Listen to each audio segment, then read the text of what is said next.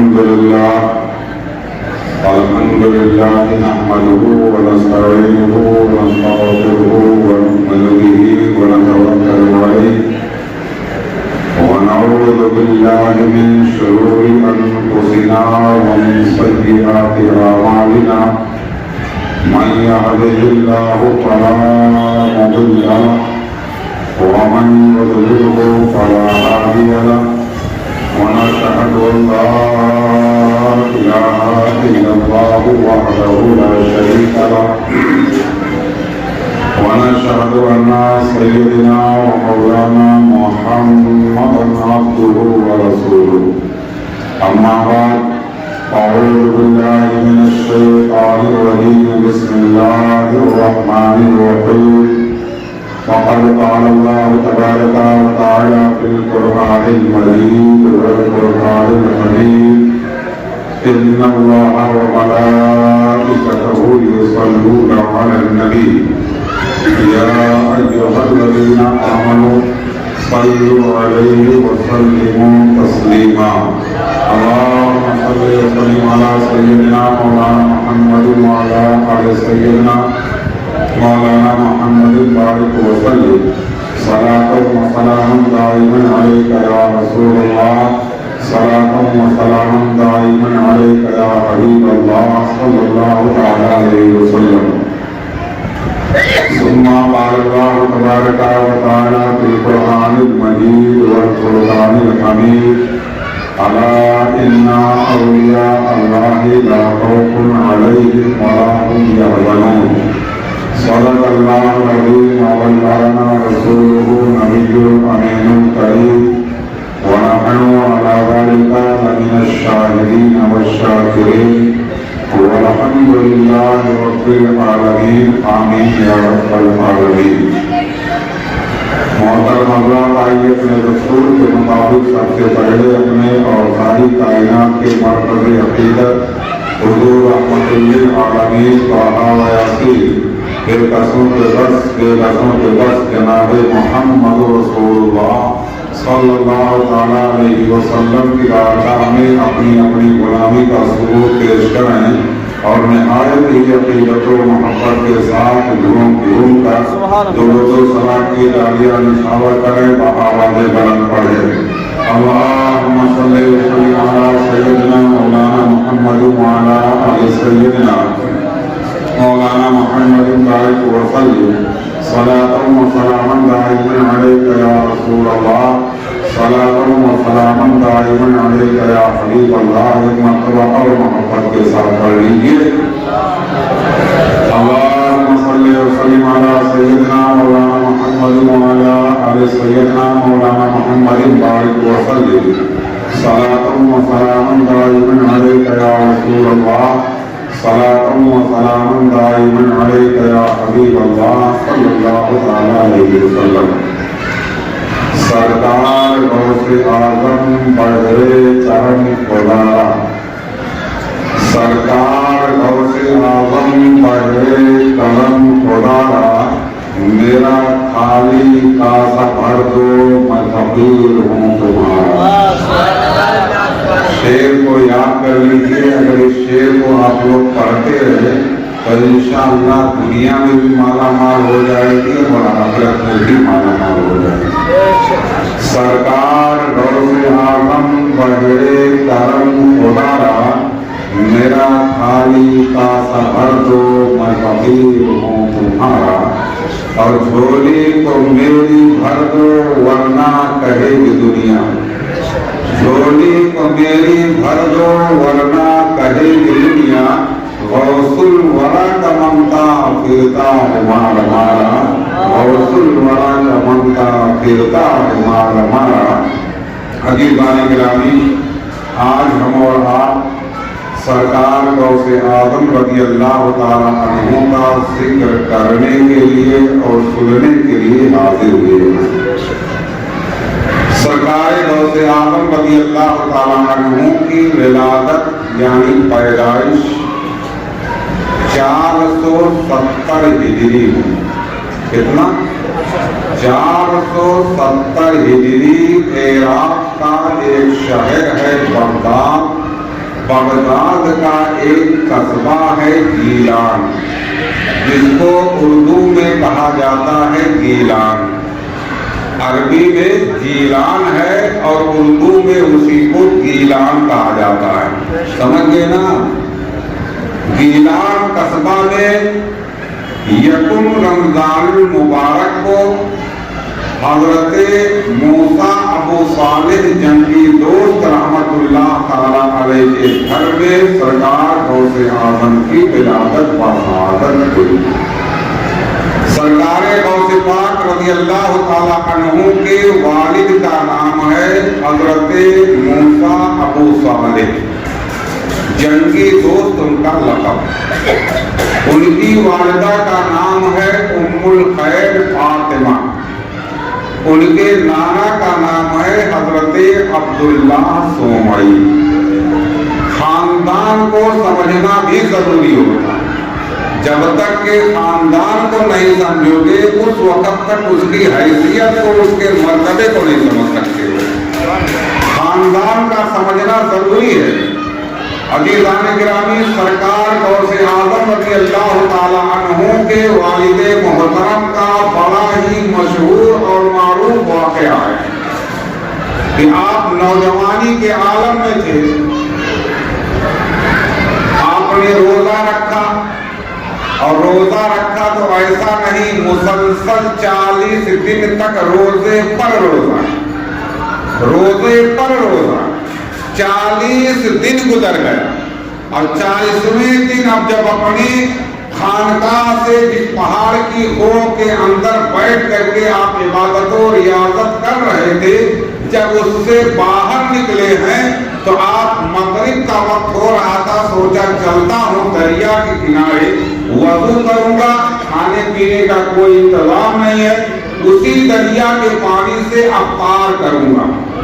یہ سوچ کر کے اپنی حجرہ سے نکلے، اپنی عبادت گاہ سے نکلے، اور نکلنے کے بعد جب دریا کے کنارے پہنچے، شام کا وقت تھا، سورج غروب ہونے والا تھا، تو حضرت موسیٰ ابو صالح جنگی دوست رحمت اللہ تعالیٰ علیہ سوچ رہے ہیں کہ افطار کا وقت ہو گیا ہے، کھانے کا کچھ انتظام نہیں ہے، دریا کے پانی سے میں افطار کر لوں گا۔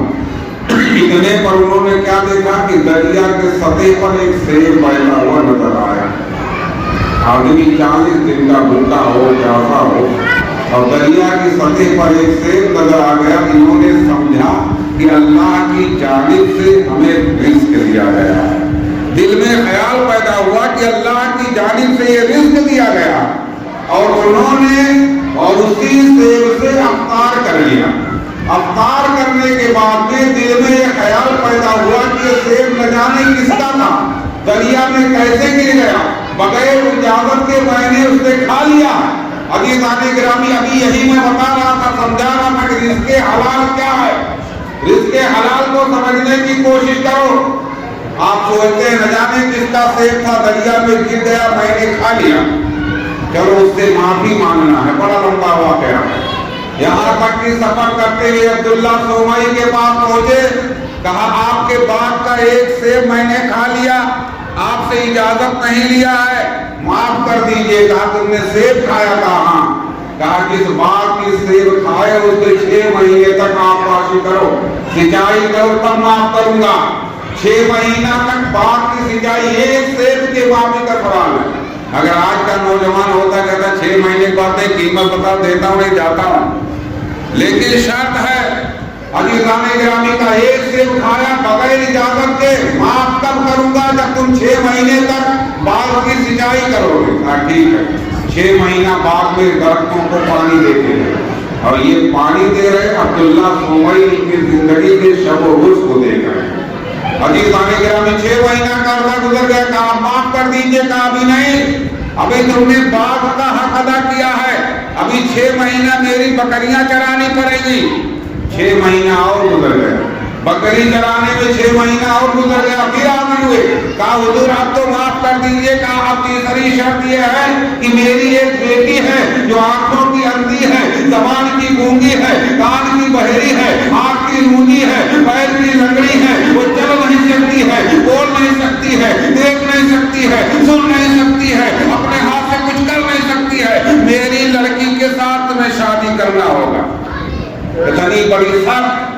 अजीज़ान गिरामी, सोचने की बात है, इतनी बड़ी शर्त। एक सेब के माफी का सवाल है, एक तरफ पूरी जिंदगी है।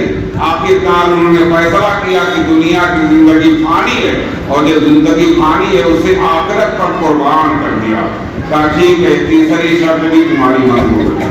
जब तीसरी शर्त मंजूर हो गई, हजरत अब्दुल्ला सोमई ने हजरत फातिमा उम्मुल खैर का निकाह हजरत मूसा अबू सालेह के साथ कर दिया। जब हुजरे कुरूसी में पहुंचे, देखा हसीन और जमील खूबसूरत लड़की सामने मौजूद है। आंखों से देख भी रही है, जबान से बोल भी रही है, कान से सुन भी सकती है, हाथ भी सही सलामत है, पैर भी सही सलामत है। अजीज़ान गिरामी, ऐसी लड़की को देख करके कमरे से बाहर निकल आए। कहा एक सेब के चक्कर में इतना भी झेल गया हूँ, न जाने क्या होने वाला है। वापस आए अब्दुल्ला सोमई के पास।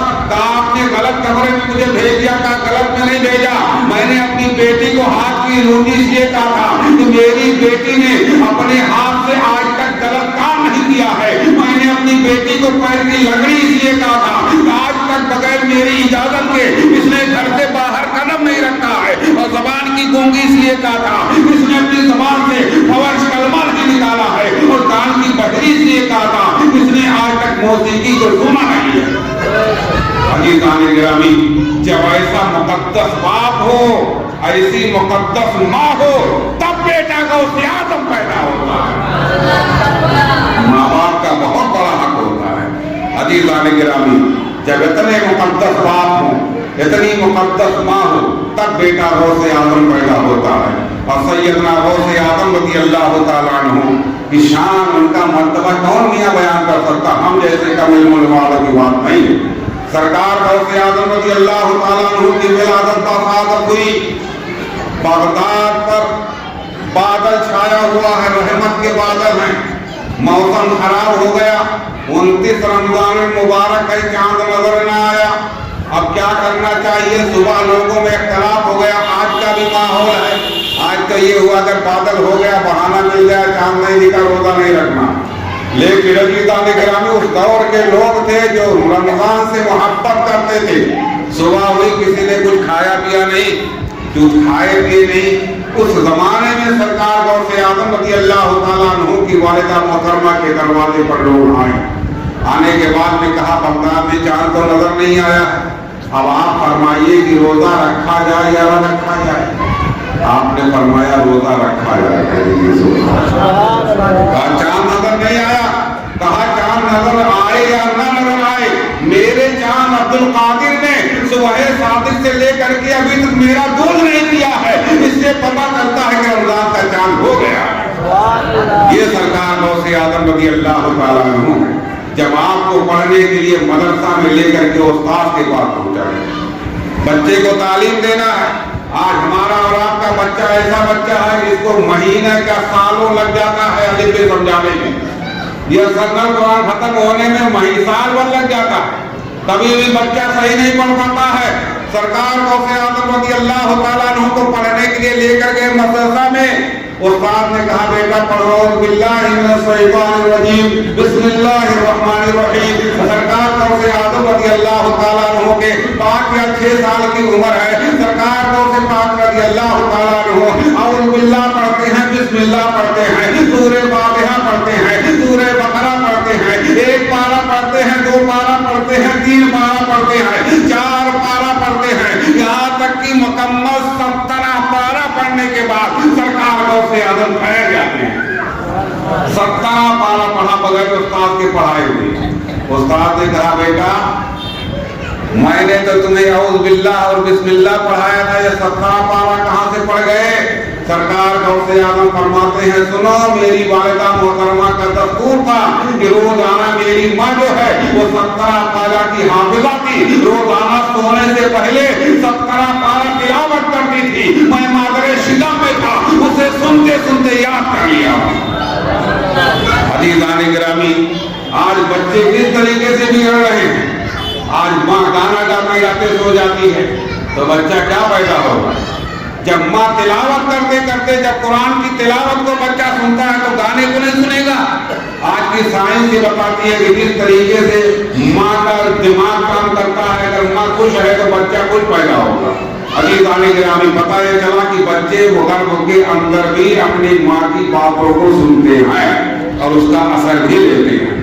عزیزان گرامی سرکار غوث اعظم رضی اللہ تعالیٰ عنہ نے 17 پارہ تلاوت فرما دیا ہے۔ اور آگے دیکھو، میں نے ایک موقع پر یہیں پر بتایا تھا، ابھی سننا ہے آپ لوگوں کو بہترین تقریر سننا اور جامع تقریر سننا ہے، ایسا نہیں کہ آپ کو فالتو باتیں بہترین نام بھی سننا ہے، بہترین تقریر بھی سننا ہے۔ آخری بات بول کر کے میں رخصت ہو رہا ہوں کہ حضور سرکار دو عالم صلی اللہ علیہ وسلم کے نقش قدم پر سیدنا غوث اعظم رضی اللہ تعالیٰ عنہ ہیں۔ یہ سرکار غوث اعظم کا فرمان ہے۔ عزیزان گرامی اللہ تبارک و تعالیٰ نے مذہب اسلام کی حفاظت 2 گروہ میں رکھ دیا۔ 2 گروہ ایسے ہیں جو صبح قیامت تک مذہب اسلام کی حفاظت کرتے رہیں گے، آج بھی کر رہے ہیں اور صبح قیامت تک کرتے رہیں گے۔ ان میں ایک گروہ علماء کا، جب دین پر آ جاتی ہے تو علماء ربانین آگے کھڑے ہو کر کے اپنے دلیلوں سے اسے روشنی کی طرح واضح کر دیتے ہیں، اور دوسرا گروہ اولیاء کرام کا ہے، یہ دلیل سے ثابت کرتے ہیں، اولیاء کرام اپنے افعال سے ثابت کرتے ہیں۔ عزیزان گرامی ہمارے اور آپ کے نبی، تمام نبیوں کے نبی، تمام رسولوں کے رسول جناب محمد رسول اللہ صلی اللہ علیہ وسلم کے بارے میں ایک عقیدہ پھیلایا گیا کہ سرکار معاذ اللہ رب العالمین کسی چیز کے مالک و مختار نہیں ہے، معاذ اللہ رب العالمین، سرکار کو غیب کا علم حاصل نہیں ہے۔ چونکہ سرکار غوث اعظم رضی اللہ تعالیٰ عنہ میرے نبی کے نقش قدم پر ہیں، تو میں نے بتایا تھا کہ جو چیزیں بطور معجزہ نبی سے سرزد ہو سکتی ہیں، وہ چیزیں بطور کرامت ولی سے سرزد ہو سکتی ہیں، کوئی دو رائے نہیں ہے۔ تو بغداد میں ایک عیسائی لوگوں کو گمراہ کرنے لگا، کہا تمہارے نبی سے ہمارے نبی افضل ہیں، اور ہم لوگ کیا کہتے ہیں کہ ہمارے نبی تمام نبیوں سے افضل ہیں، یہ تو کہتے ہیں نا، یہی درس دے رہے ہیں، کہتے کہتے نہ جانے کتنی زبانیں چپ ہو گئی، نہ جانے کتنی چپ ہو جائیں، یہی تو دلیل دے رہے ہیں ہمارے نبی تمام نبیوں سے افضل ہیں۔ عیسائی آ گیا مسلمانوں کے درمیان اور آنے کے بعد کہا سنو تمہارے نبی سے ہمارے نبی افضل ہے، کہا کیسے؟ کہا تمہارا قرآن کہتا ہے۔ جب قرآن کی بات آتی ہے تو مسلمان بہت خاموش ہو جاتا ہے، قرآن کی معاملہ جہاں پر آ جاتا ہے مسلمان چپ ہو جاتا ہے۔ کہا قرآن میں ہے؟ کہا ہاں ہے۔ کہا دکھاؤ۔ کہا یہ قرآن کھول کر کے دکھایا۔ کہا حضرت عیسیٰ علیہ السلام اللہ کے حکم سے مردوں کو زندہ کر دیتے تھے، تمہارے قرآن میں موجود ہے۔ ہمارے نبی نے مردے کو زندہ کیا، یعنی حضرت عیسیٰ علیہ السلام نے مردے کو زندہ کیا، قرآن کے اندر ہے، اور تمہارے نبی نے کسی مردہ کو زندہ کیا تو قرآن میں دکھا دو۔ کہیں نہیں ہے، یہ بھی بتا دیتا ہوں، کہیں نہیں ہے، کہیں ہے نہیں ہے۔ عزیزان گرامی اب وہ انسان جو مسلمان سنتا ہے ہاں یار بات تو صحیح ہے، نبی حضرت عیسیٰ علیہ السلام مردے کو زندہ کر دیتے تھے، قرآن میں ہے، لیکن ہمارے نبی مردے کو زندہ نہیں کرتے تھے، قرآن میں ہم نے تو نہیں دیکھا، ہم نے تو نہیں پڑھا۔ عالموں کے پاس گئے کہیں ایسا ہے؟ کہا نہیں ہے، کیوں نہیں ہے؟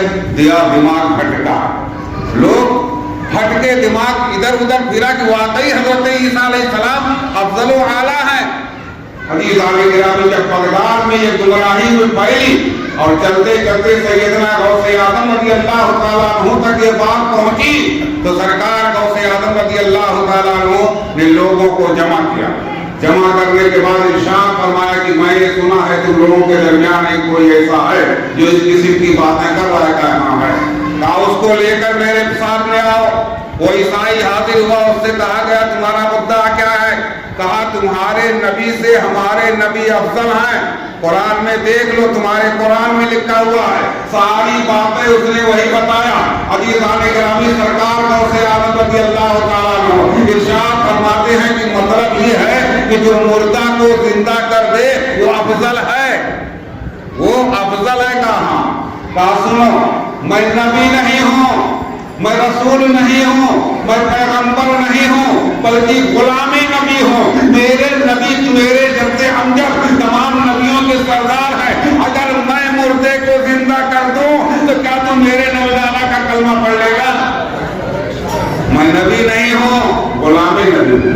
औलादे नबी हूँ, अगर मैं मुर्दे को जिंदा कर दूं तो क्या तुम मेरे नाना का कलमा पढ़ लेगा? हाँ। कहा तो मुझे कब्रिस्तान लेके चल। कब्रिस्तान लेकर गया, सरकार गौसे आदम आगे आगे हैं, पीछे पीछे तमाम बगदाद के लोग हैं। जो सबसे पुराना कब्रिस्तान है वहाँ लेके चल। जो सबसे पुराना कब्रिस्तान था उसमें लेकर गया और कहा तो उसे आदम ने कि इस कब्रिस्तान के अंदर जो सबसे पुरानी कब्र है उस पर मुझे लेके जा। ढूंढा, इधर उधर तलाश किया, एक बहुत बोसीदा पुरानी कब्र नजर आई। कहा इस कब्र पे जाके खड़ा हो गया। कहा अगर इस कब्र का मुर्दा जिंदा हो जाएगा तब मैं आपके नाना का कलमा पढ़ूंगा। सरकार गौसे आदम रज़ी अल्लाह तआला अन्हु अपनी निगाहों को झुकाते हैं और झुकाने के बाद इरशाद फरमाते हैं कि ऐ इंसान, ये कब्र एक गवैया की है। कितनी बड़ी बात आपने बोल दिया। हजारों साल मरने वाला आदमी, पहले हजारों साल पहले मरने वाला आदमी आज गौसे पाक फरमा रहे हैं कि एक गवैया भी है, यानी उसकी जिंदगी को भी आप मुलाहिजा फरमा रहे हैं। अज़ीज़ान इरशाद मिल्लत इस्लामिया सरकार गौसे आदम रज़ी अल्लाह तआला अन्हु इरशाद फरमाते हैं कि सुनो, अगर तू कहे तो ये अपनी कब्र से गाता हुआ उठे। अगर तू कहे तो ये अपनी कब्र से गाता हुआ उठेगा। बहुत अच्छी बात है। फरमाया तुम्हारे नबी क्या कहते थे? कहा मेरे नबी कहते थे तुम बिइज़्निल्लाह, अल्लाह के हुक्म से उठ जा, तो बामुर्दा उठ करके बैठ जाता था। सरकार गौसे आदम रज़ी अल्लाह तआला अन्हु उस बोसीदा कब्र के ऊपर खड़े होते हैं। खड़े होने के बाद में अपने पैर से ठोकर मारते हैं, इरशाद फरमाते हैं तुम बिइज़्नी, मेरे हुक्म से उठ जा। कब्र शक होती है, गवैया गाता हुआ उठ करके बैठ जाता है। निगाहे वली में तासीर देखी, बदलती हजारों की तकदीर देखी। अज़ीज़ान गिरामी गाता हुआ उठा। सरकार गौसे आदम रज़ी अल्लाह तआला अन्हु की इस करामत को देख करके वो ईसाई मुसलमान हो गया। मुसलमानों का अकीदा महफूज हो गया। इसी को करामत कहा जाता है, इसी को करामत कहा जाता है। और एक बात आज बता दूं हज़रत, बस मुख्तसर वक्त में, ज्यादा टाइम नहीं लूंगा। एक मसला है हाजिर और नाजिर। हम सुन्नियों का अकीदा ये है कि हमारे नबी हर जगह हाजिर और नाजिर हैं। यही अकीदा है ना? हम सुन्नियों का यही अकीदा डंके की चोट पर कहते हैं, क्योंकि कुरान ने फरमाया है इन्ना अर्सलनाका शाहिदन व मुबश्शिरन व नज़ीरा। ऐ महबूब, अल्लाह ने आपको शाहिद बना करके भेजा। तो जो शाहिद होगा, गवाह होगा, वो हाजिर भी होगा और नाज़िर भी होगा। अंधे की गवाही नहीं चलती, गायब की गवाही नहीं चलती है। हम सुन्नियों का ये अकीदा है। उस जमाने में कुछ लोग ऐसा पैदा हो गए कि अकीदे के खिलाफ हो गए। नबी एक, हर जगह कहां से हाजिर नाज़िर हो सकते? हर जगह कहां से हो सकते? नबी तो एक है। मदीने में रहते ये कहो तो समझ में आता, लेकिन हर जगह पर हाजिर और नाजिर है, ऐसा कैसे? अज़ीज़ान गिरामी, ये आज भी मसला चल रहा है। ऐसा नहीं कि आज इसके चार मसले के खिलाफ करने वाले नहीं, आज भी ये मसला चल रहा है। नबी को हाजिर और नाजिर मानने में बहुत बड़ा इख्तिलाफ चल रहा है और इसी इख्तिलाफ को सरकार गौसे आदम ने अपनी करामत से दूर किया है। आज उसी चीज को बताना चाहेगा और समझाना चाहेगा। जब मीलाद पाक होती है, रसूल आ जाते हैं। अरे एक मीलाद यहाँ गौसिया मस्जिद में हो रही है, रजा मस्जिद में, मानोली में हो रही, मुंबई में हो रही, इंडिया में हो रही, पाकिस्तान में हो रही, बांग्लादेश, ईरान में हो रही, अफ्रीका में हो रही, अमेरिका में, पूरी दुनिया में जब मीलाद हो रही। नबी ये है, सब जगह पहुंचते कैसे? सब जगह कैसे पहुंच जाते हैं? कौन सी पावर है? अज़ीज़ान गिरामी सुन लो जवाब। पूरी दुनिया में इंसान है कि नहीं है? और जो इंसान जो पैदा हुआ है उसे मरना भी है। कुरान ने साफ अल्फाज में कह दिया कुल्लु नफ्सिन ज़ाइक़तुल मौत, हर जानदार को मौत का मजा चखना है। अज़ीज़ान गिरामी, चाहे वो इंसान हो, चाहे जानवर हो, चाहे जिन्नात, सबको मौत का मजा चखना है। अब जानवर जो मरता है उसकी रूह को कौन कब्ज़ करता है? मलकुल मौत। इंसान जो मरता है उसकी रूह को कौन कब्ज़ करता है? मलकुल मौत। जिन्नात जो मरते हैं उनकी रूह को कौन कब्ज़ करता है? मलकुल मौत। अज़ीज़ान गिरामी, अब पूरी दुनिया में आप जरा देखो, एक मौत इंडिया में हो रही है, एक पाकिस्तान में हो रही है, एक बांग्लादेश में हो रही है, एक अफ्रीका में हो रही है, एक अमेरिका में हो रही है, एक पानी के अंदर हो रही है, एक دریا کے اندر ڈوب کے مر رہا ہے, کوئی دیوار کے نیچے دب کے مر رہا ہے, کوئی ٹرین کے نیچے کٹ کے مر رہا ہے, کوئی پلین کے اندر بلاسٹ ہو گیا اس میں مر گیا ہے. عزیزان گرامی, اور جب نوعیت بدلتی ہے, بڑے بڑے بم گرتے ہیں تو لاکھوں کروڑوں لوگ مر جاتے ہیں. ایک سانپ بھی مر جاتی ہے, لیکن آج تک کبھی کسی نے اعتراض کیا جب ملک الموت ایک ہے تو اتنی جگہ پر پہنچ کیسے جاتے ہیں؟ آج تک کسی نے اعتراض نہیں کیا. جانتے ہیں ملک الموت ہمارے پاس بھی آئیں گے, جانتے ہیں کوئی دوسرا نہیں, وہی آنے والے ہیں. عزیزان گرامی, کس کا بھی آپ نے اعتراض نہیں سنا ہوگا. اور پھر انسان کی بات نہیں, جانوروں کی بھی روح کو ملک الموت کب کرتے ہیں. نہ جانے کتنے جانور, مرغیاں کتنی مر رہی ہیں, دیکھتے ہیں. نہ جانے کتنی مرغیاں کٹ جاتی ہیں, نہ جانے کتنی مچھلیاں مر جاتی ہیں, نہ جانے کتنے جانور مر جاتے ہیں. سب کی روح کو وہی قبض کر رہے, ان پر کوئی اعتراض نہیں. لیکن جب نبی کی ذات پر بات آتی ہے تو اعتراض ہو جاتا ہے. تبھی تو قرائنی کا تاجدار اپنے انداز میں کہتا ہے, مسلمانوں سنو, تمہارے نبی کی شان یہ ہے کہ سب سے اعلیٰ و اولیٰ ہمارا نبی, دونوں عالم کا دلہ ہمارا نبی, عرش کا فرش ہے جس کے زیر نبی ہے وہ سلطان والا. ہمارے نبی کے جیسا نہ کوئی تھا اور نہ ہے. تو یہ مسئلہ چل رہا تھا اس دور نبی کے حاضر و ناظر پر. بتاؤ عزیزان گرامی, اب غوث اعظم رضی اللہ تعالیٰ عنہ اگر تقریر سے سمجھاتے تو شاید کم لوگوں کے بات سمجھتے. تقریر سے ارے یار کہیں ہوں گے, پتہ نہیں صحیح بولے کہ جھوٹ بولے. ہو جاتا ہے کہ نہیں ہو جاتا؟ آدمی کا دماغ ہے, دل ہے, بہک جاتا ہے. پتہ نہیں آپ صحیح بولے کہ غلط, فلاں مولانا تو ایسا بول رہے تھے, فلاں مولانا تو ایسا بول. آدمی ڈسٹرب ہو جاتا ہے نا, ڈسٹرب ہو جاتا ہے. کس طرف ہم جائیں, کس کی بات کو صحیح مانیں. تو سرکار غوث اعظم رضی اللہ تعالیٰ عنہ اس مسئلہ کو بھی حل کر رہے ہیں. میرے غوث اعظم رضی اللہ تعالیٰ عنہ کا ایک مرید تھا جو اسی مسئلے پر وہ مذبذب تھا. مرید تھا مگر مذبذب وہ بھی تھا کہ پتہ نہیں کون صحیح ہے, پتہ نہیں کون غلط ہے. فلاں مولانا ایسا کہتا ہے, فلاں مولانا ایسا بتاتے ہیں, صحیح کون ہے, غلط کون ہے. میرے غوث اعظم رضی اللہ تعالیٰ عنہ اس کو اس مسئلے کی وضاحت کو سمجھانا چاہیے. موقع آ گیا, ایک بار آیا وہ مرید. آنے کے بعد میں کہا, حضور کل میرے غریب خانے پر آپ کی دعوت, آپ نے قبول فرما لیا. دوسرا, کل میرے غریب خانے پر میرے آپ کی دعوت ہے, اس کی دعوت کو قبول فرما لیا. تیسرا, چوتھا, پانچواں, چھٹا, ساتواں, یہاں تک کی تاریخ بتاتی ہے کہ 70 لوگ آئے. ایک وقت میں آپ کو دعوت دیا, آپ نے 70 کی دعوت کو قبول فرمایا.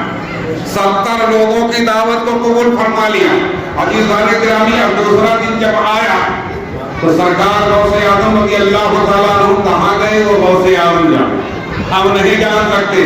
دوسرا دن دعوت کے بعد جب دوسرا دن آیا تو یہ 70 لوگ خانقاہ کے باہر جمع ہو رہے ہیں. ایک کہہ رہا آج غوث اعظم ہمارے پیر ہمارے گھر پر دعوت کھانے گئے تھے, تو دوسرا کہہ رہا تم جھوٹ بول رہے ہو, غوث اعظم تو میرے گھر پر تھے. تیسرا کہہ رہا تم دونوں جھوٹ بول رہے ہو, غوث اعظم تو میرے گھر پر بھی تھے. چوتھا, پانچواں, اسی طریقے سے آپس میں جھگڑا ہونے لگا. عزیزان گرامی, یہاں تک کہ معاملہ پڑ گیا. سب لوگوں نے کہا اچھا گھبرانے کی ضرورت نہیں ہے, ابھی خود ہمارے پیر و مرشد غوث اعظم تشریف لائیں گے, تب ہم انہیں سے پوچھ لیں گے, فیصلہ وہی فرما دیں گے. عزیزان گرامی, سرکار غوث اعظم رضی اللہ تعالیٰ عنہ جب تشریف لائے خانقاہ کے اندر تو فرمایا, لوگوں یہ کیسا اجتماع ہے, یہ کیسا نگاہ ہے, کیسا جھگڑا ہے. کہا حضور کل ہم لوگوں نے دعوت دیا تھا اور آپ ہمارے گھر تشریف لے گئے. یہ کہتا میرے یہاں گئے تھے, وہ کہتا میرے یہاں گئے, میں کہہ رہا ہوں میرے یہاں. آپ ہی فیصلہ فرما دیجئے کہ آپ کہاں گئے تھے, آپ یہ فرما دیجئے کہ آپ کہاں گئے تھے. سرکار غوث اعظم رضی اللہ تعالیٰ عنہ کی نگاہ کرم اٹھی اس مرید کے اوپر جو شک کے دائرے میں تھا. اس کو بلایا, کہا تم کیا کہتے ہو. کہا حضور آپ تو میرے یہاں تھے, کہا حضور آپ تو میرے یہاں تھے. سرکار غوث اعظم رضی اللہ تعالیٰ عنہ ارشاد فرماتے, اچھا ایک کام کرو کہ تم لوگ اپنے اپنی نگاہوں کو تھوڑی دیر کے لیے بند کرو. اور جب تھوڑی دیر کے لیے لوگوں نے بند کیا تو سرکار غوث اعظم رضی اللہ تعالیٰ عنہ ارشاد فرماتے اپنی اپنی نگاہوں کو کھولو. جب نگاہوں کو کھولا ارشاد فرماتے اس درخت پر دیکھو. جب درخت کی جانب دیکھا تو ہر پتے پر غوث اعظم نظر آ رہے, ہر پتے پر غوث اعظم نظر آ رہے تھے. کہا معاملہ سمجھ گئے کہ ابھی باقی ہے.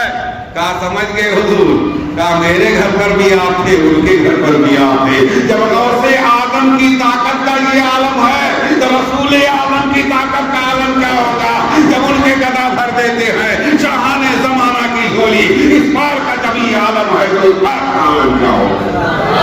عزیزان گرامی، یہ سرکار غوث آدم رضی اللہ تعالیٰ عنہ ہیں۔ اب زیادہ وقت نہیں کیونکہ ہمارے اور مہمان موجود ہیں، اب سب سے پہلے ایک بہترین سی نعت پاک سنا جائے جناب حافظ مسعود رضا صاحب سے، اس کے بعد تقریر ہوگی۔ وما علینا الا البلاغ۔ السلام علیکم۔